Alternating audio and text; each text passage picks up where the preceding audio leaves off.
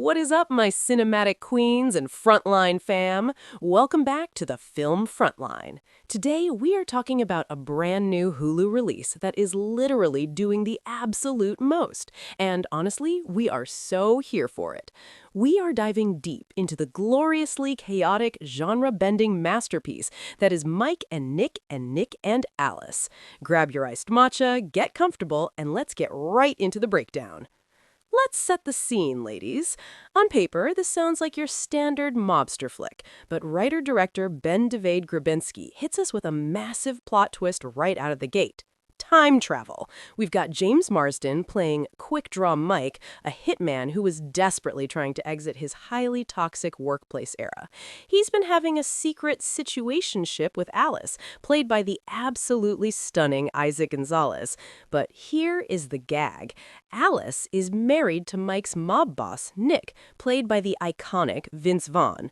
Right when Mike and Alice are planning their grand escape, Nick shows up at Mike's door, but it's not just any Nick, it's future Nick. Turns out, in the original timeline, Mike is unalived this exact night. Nick feels so immensely guilty about it that he bankrolls a time machine, built by Alice's quirky friend Simon, played by Ben Schwartz, to travel 6 months back and save his best friend's life. To pull this off, future Nick literally kidnaps present Nick, and the unhinged chaos that ensues is pure cinematic gold. Let's talk Easter eggs and pop culture moments, because this movie is basically a love letter to all of our favorite things. The film literally opens with Ben Schwartz belting out Billy Joel's Why Should I Worry from the Disney animated classic Oliver and Company, right in front of a massive Lost reference in his lab. And if you are a Gilmore Girls girly, you are going to lose your mind, because there is an entire, highly heated debate over who Rory's best boyfriend is. Dean, Jess, or Logan, and it actually becomes a crucial plot point. Add in a surprisingly emotional needle drop of Oasis's Don't Look Back in Anger, and you have a script that knows exactly who its audience is. When we look at the pros and cons, because you know we don't do basic star ratings here, we want the full tea.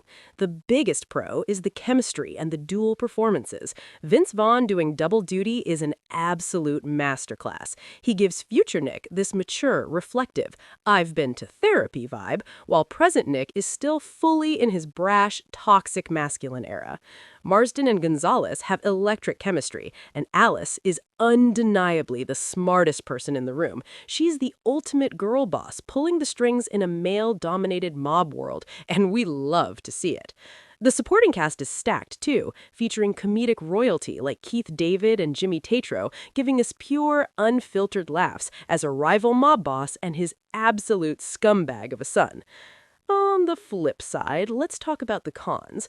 Grabinski took a lot of big swings, but some of the visual choices and the action sequences are a little questionable.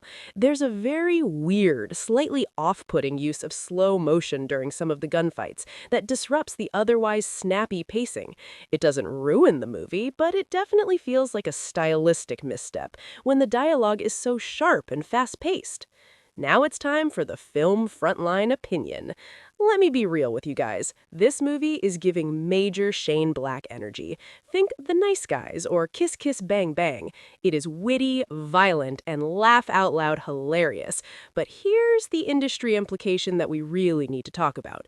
The death of the mid-budget theatrical release. The fact that an action comedy, this universally crowd-pleasing, with this level of star power, went straight to streaming instead of getting a massive theater push, is a tragedy. We are in an era where traditional studios are terrified of putting anything that isn't a giant superhero IP into cinemas. This movie would have absolutely killed with a packed Friday night audience. It proves that there is still a massive hunger for original, genre-blending stories, and streamers are the ones capitalizing on it while traditional studios are fumbling the bag. All right, Frontline fam, I want to hear from you. If your bestie was caught in a mob crossfire, would you hop in a time machine to save them? Or would you just mind your own business and protect your peace? And more importantly, let's settle the debate in the comments right now. Who is Rory Gilmore's ultimate boyfriend? Drop your hot takes below. If you loved this breakdown, make sure to smash that subscribe button, turn on notifications, and keep it locked right here on the Film Frontline for all your unfiltered, unapologetic movie news. Until next time, stay fabulous and keep watching.